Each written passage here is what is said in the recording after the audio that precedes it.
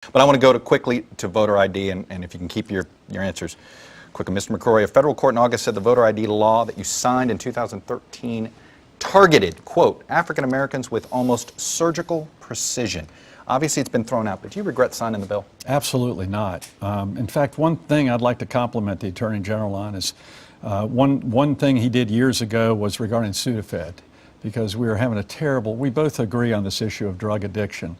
And he passed a law requiring ID when you get a Sudafed. If ID is good enough for Sudafed, I think it's good enough for the people of North Carolina to vote, because anyone who thinks with tens of millions of dollars on the ground, as you know, Chuck, in North Carolina, if you don't think there's potential for voter fraud, you're digging your head in the sand. Because as you know, in the history of the United States, in Chicago, in West Virginia, in Texas, voter fraud occurs, and we need to do everything we can to make sure it doesn't happen. And if you don't look for it, you're not going to find it.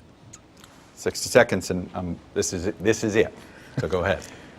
The governor knows that this legislation was much broader than a voter ID law, although this was the strictest in the country.